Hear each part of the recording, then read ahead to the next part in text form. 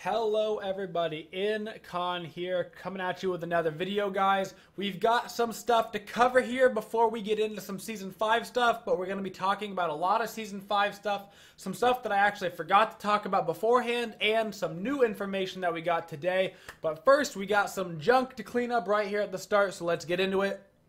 First of all, guys, our Chaos and Order Hell giveaway has ended. Please make sure you check out your emails, check your spam folder just in case. Make sure you get that code. Make sure you put it in if you won. If you don't see the email, guys, and you didn't win the code, I apologize. But you can see on our screen we have our next giveaway. We're giving away 10 Krampus Cern skins. I don't know why I have a hard time saying that. But if you want a chance to win that skin, guys, the giveaway link will be right down in the description, just like normal. And, of course, it'll be for all platforms. Wii, Game Boy, Xbox, PlayStation, PC, anything you want to play Smite on, that will work for it, guys. Lastly, if you haven't checked out Gawkbox yet, make sure you do. That'll be down in the description. If you never win these giveaways, guys, Gawkbox is a great place to guarantee yourself you win some skins. All of our people on the top 10 leaderboard are guaranteed to win skins at the end of the month, just by playing some free mobile games and helping out the Twitch community. And our first place on the leaderboard at the end of the month always gets 8,000 gems. So check it out if you've got an Android or an iPhone and you want to support the community. It doesn't cost anything. It's completely free. All you got to do is make a free account, play free mobile games, and you can get yourself all sorts of prizes being on the top 10. Like I said, the ends at the end of the month. Right now is a great time to either grind out if you're close to the leaderboard to move up higher on the leaderboard, or to start grinding out for the next month to get yourself up in the leaderboard early in the following month. Now, guys, let's jump into Season 5. I'm going to bring up a picture here we got. This is some of the Season 5 map artwork. This came out a little bit ago, but I want to kind of show you guys these pictures while I talk about some stuff that I actually forgot to discuss. When the new map design came out, I have a previous video on that. I actually forgot to talk about 4 key things that were mentioned in a Reddit post, and it was because they were mentioned in the Reddit post I didn't talk about them, and then some people were like, why didn't you talk about it? And my initial thought was, well, it was in a Reddit post, you could read it, and then I was like, but that's stupid, I didn't talk about it literally at all. So I wanted to talk about it. First of all, this is the mid lane, guys. This will be the mid lane for Season 5. You can see it's much more distinctive on the right side and the left side, very evil left, very happy sunshine on the right side. But one thing we know about the Season 5 map that's confirmed is it's almost exactly 20% wider on the map. As far as height goes, it should be about the same, but the width of the map is exactly, or give or take, just around 20% larger. This is going to have a big impact on gameplay because of 2 main reasons. So, one, which is not actually one of these 2 reasons, is mid lane should not super heavily be affected by the widening of the map. It should be the least affected by the widening of the map. The duo lane is going to be severely affected by rotation to Fire Giant. Duo lane is going to have to decide whether they want to rotate to the Fire Giant plays or if they want to split push. This is going to bring back a lot of ADC split pushing. I would not be surprised to see Apollo come back into a meta during a global plays, because he can just shove down that lane. If you come over to stop him, he's going to ulti over to the side of the Fire Giant. Because the map is so much wider, it's going to take so much longer to get there. On the flip side of that, the solo laners are going to have a lot more of that 1v1 action going on, because they're not going to be able to rotate either. So being able to really push in the solo lane, being able to win those 1v1 fights in the solo lane, those mechanics, almost the Cyclone Spin-esque style solo laners might become very popular, where it's all about winning that fight 1v1, because then you can split push and you force the jungler over, and if he's so far over on the map, then the Gold Fury's wide open because of how much wider that map is. This is a picture of the Gold Fury pit, guys, that is going to be coming out. Basically, they're just trying to make it more, just more Gold Fury, more exciting. We're actually going to see more of this Gold Fury pit here in a second in the very brand new release post. Secondly, guys, jungle camps respawn faster and are worth less XP in gold. I didn't talk about this either. This means that junglers are going to have to make a decision. I've been told from high res, give or take. Now, that doesn't give an exact time, right, of how long. I've been told that by the time the jungler is finishing up in the jungle, there will already be respawns on the map. So that's kind of what we're looking at in terms of how quick. We don't know exact time, but I've been told that by the time they're going to finish clear, there's already going to be clear back up in the jungle. This means that junglers are going to have to make decisions. Do I gank or do I farm? It's not going to be, hey, I have no farm left, thus I gank. It's going to be, okay, this is up on the map, but do I go gank or do I go get that XP from the buff? It's going to be a lot more decision making going on of, okay, if I go and gank and it doesn't work, then I know the other jungler's getting their XP in the jungle. But if I go get the jungle XP and their gank is successful, well, then we could lose an objective, right? So there's going to be a lot more decision making going on in the jungle. Going to have a very big impact on the game. Last little picture here. This is actually of a buff camp. This is just a little area. I don't even know which buff this is for. Maybe we'll see in the post from today. I haven't looked at it because I wanted to get it first with you guys here, you know, live on YouTube. That's a past video that was like probably 20 minutes ago before this was actually posted. But this is just one of their new camps that they've designed. You can see it's pretty enclosed actually. It might just be the camera angle, but we saw on the map design from the last video that a lot of the buff camps looked like they were a lot more enclosed. Next up, guys, the values for XP sharing and /splitting have been decreased. We know this to be a fact. That means that junglers are probably going to be less inclined to go into lanes to actually split XP. So how junglers right now split a lot with either their mid laner or their solo laner, probably going to see less of that because it's going to be way less efficient. I have been told that as of right now, the most efficient way to get gold and XP will be solo. So you will want your jungler jungling and your laners in lane.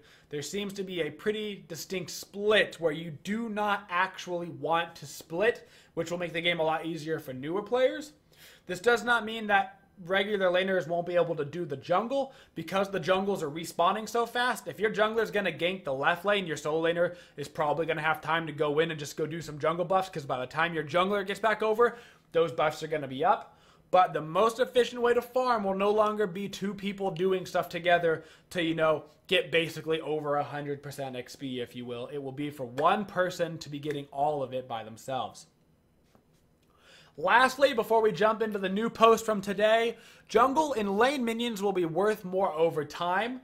It is a direct fighting of snowballing. If you know right now, particularly over in the dual lane, if you lose a level 1 through 3 fight, the enemy just snowballs out of control. I mean, you can be down 4, 5, 6 levels right now. We're seeing in ranked games, people just get... I was down like 4 levels today. I lost an early fight, and then I just got snowballed out of control, and I couldn't do anything. I'm under my tower. I'm missing all my buffs. What was I supposed to do? You can't.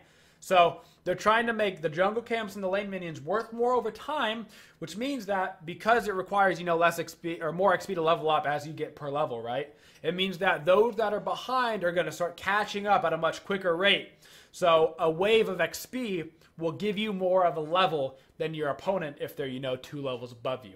So that way you can try to catch up much more quickly, prevent snowballing, will make for longer games.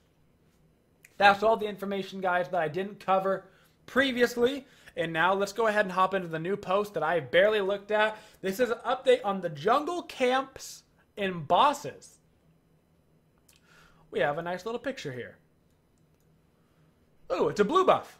Zoom in on that blue buff. So the blue buff is satyrs now. We can see in this blue camp. Pretty nice. Very distinctual. You got the water in the background. Feels like a blue buff. All those minions got the blue on the spears. That's pretty cool. Feels very much like a blue buff.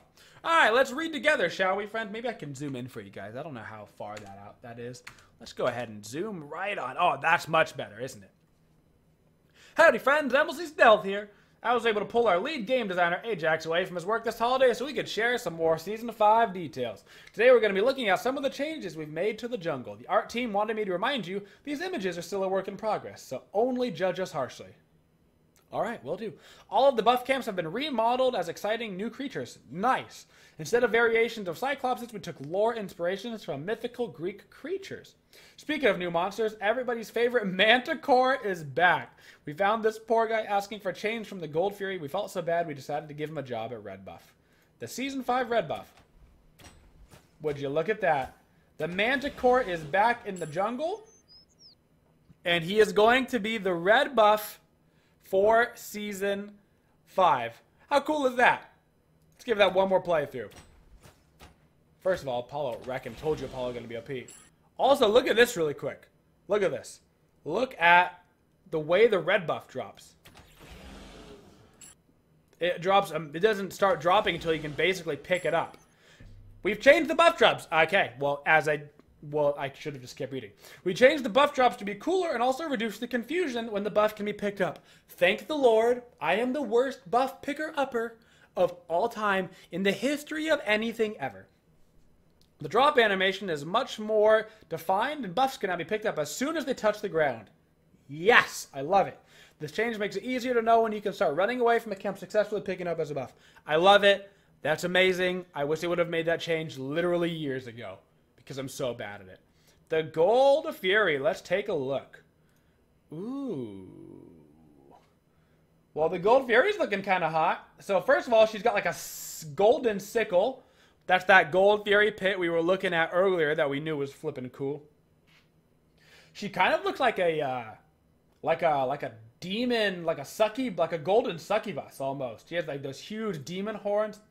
She looks way more human compared to just like bird creature, but I dig it. I super dig it. Gold Fury will see some slight design changes to stats and rewards in Season 5, okay? Our goal is to make an early Gold Fury feel less snowbally while making a late game Gold Fury more impactful. We've totally remodeled the boss to be based off of more of the actual Greek Fury, which is a demon from a part of the underworld instead of a bird lady. Me and Stealth are just so on the same page. We're really just, oh my goodness. Okay, well, first of all, that's really cool. Second of all, it doesn't seem we have any specifics right now on what exactly that will detail, but I imagine that just means less gold and XP at earlier stages in the game, even from where it is right now, to probably even higher end at the end of the game. You know, what is it, capped at 350 right now? Maybe capped at 450 or whatever.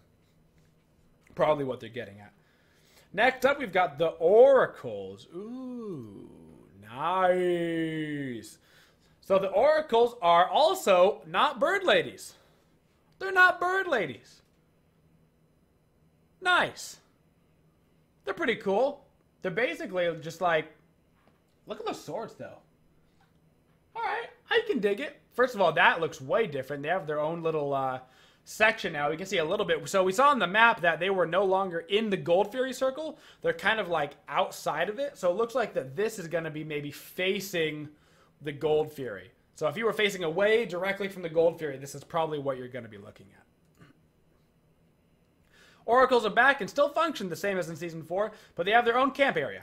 We found that the Oracle sharing a camp area with the Gold Fury felt cluttered and was confusing. Camp got a remodel. Cool.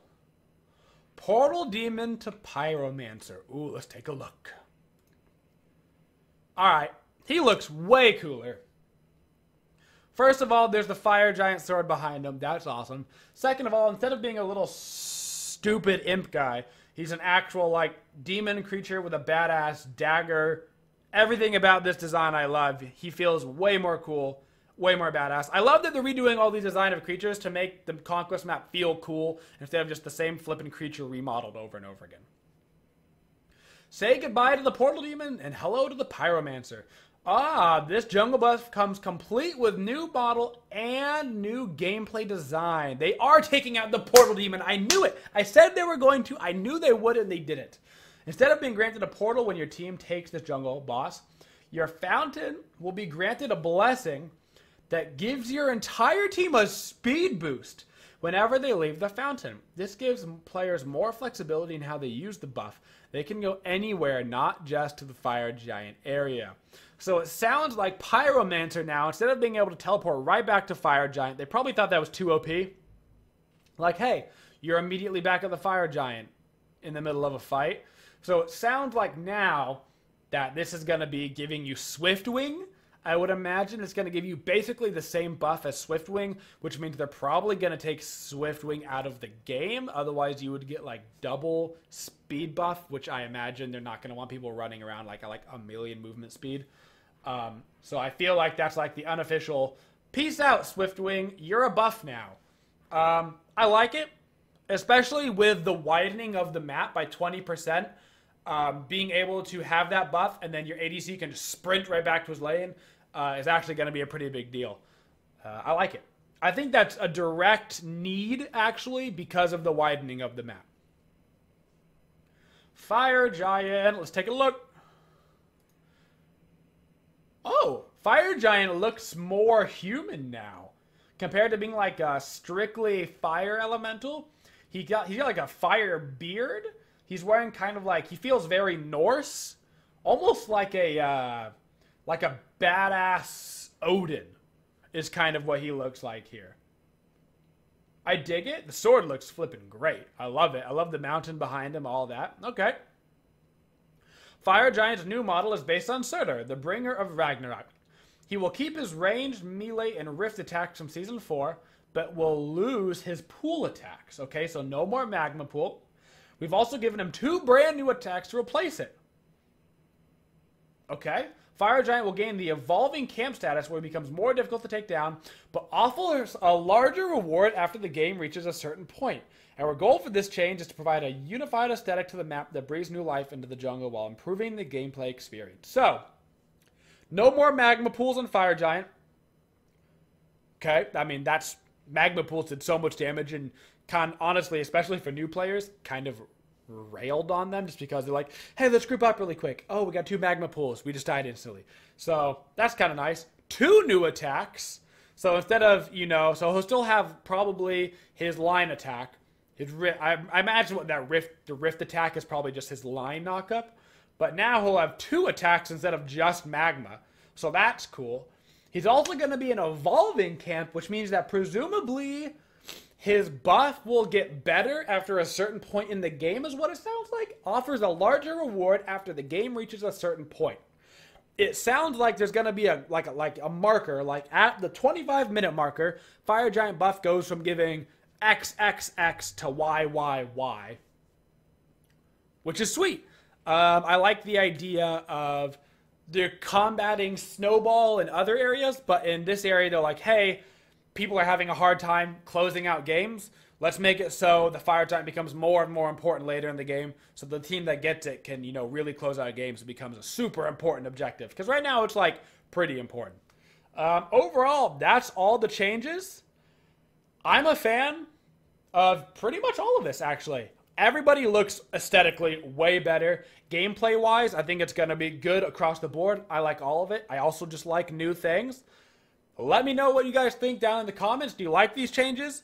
Do you hate these changes? Do you think it's going to be good, bad, indifferent to them? Do you like the aesthetic changes? If you don't like the aesthetic changes, dude, there's something wrong with your noggin, because all of this looks beautiful compared to the current Conquest map. Thank you guys for watching the video. Don't forget to enter into our Krampus Cern giveaway down below in the description. And don't forget to check out our GOG box for a chance to win, not even a chance to win, for a guaranteed opportunity to win skins in gems if you're on a top 10 leaderboard at the end of the month. Thank you guys so much, and as always, have a twitchin' day, y'all. Thanks everybody for watching the video. If you want to watch more content, go ahead and click yourself down in the corner to watch another one of our videos. If you'd like to subscribe to the channel, you can find that right up on there. And if you want to go ahead and buy some sweet merchandise, guys, you can click that right above my head. Thank you guys so much for watching, and as always, have a twitchin' day, y'all.